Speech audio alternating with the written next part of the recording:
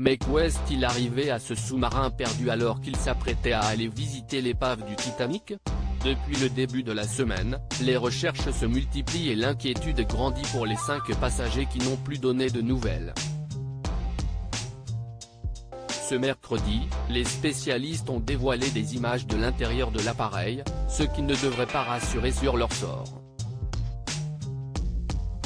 Allez voir tous les 5 coincés dans ce tube de métal si étroit, on se demande comment ils doivent vivre la longue attente qui leur est imposée depuis dimanche dernier.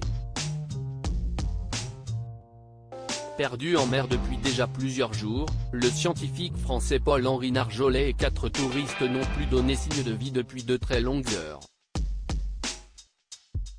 Et alors que les hypothèses se multiplient sur ce qui a pu leur arriver, panne électronique, fuite, ou même coincé dans le Titanic, on en apprend ce mercredi matin plus sur l'intérieur de l'appareil grâce à nos confrères du Figaro et de Quotidien.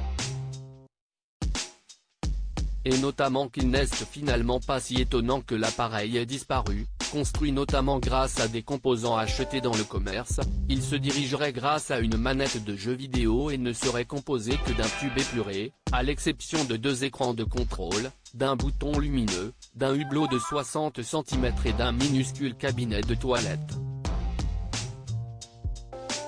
Un vaisseau très petit, dans lequel ils n'ont plus beaucoup d'oxygène, jusqu'à vendredi matin maximum, note de la rédaction, et plus grand chose à boire et à manger.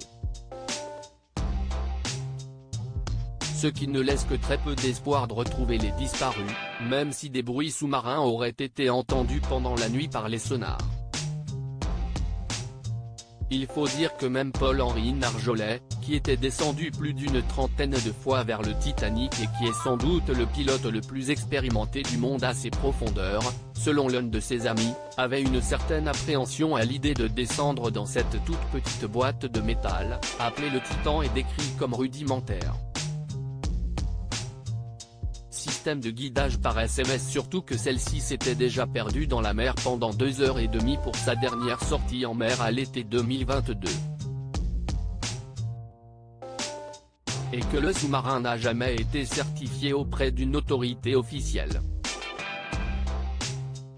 Son submersible était tellement innovant, avec une coque en fibre de carbone remplaçant l'acier pour résister à la pression des grandes profondeurs, qu'il ne rentrait pas dans les cadres habituels de l'industrie navale, rappelle OceanGate, l'organisateur de l'exploration.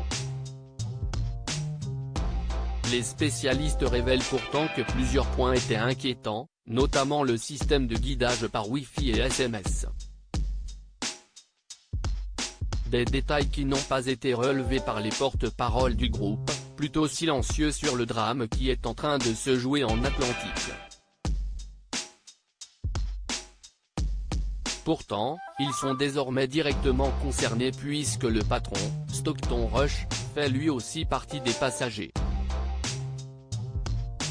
Dans un communiqué, ils ont simplement rappelé que le plus important était de se concentrer entièrement sur le bien-être de l'équipage, prendre toutes les mesures possibles pour ramener les 5 membres sains et saufs, et prier pour que l'équipage et les passagers reviennent sains et saufs.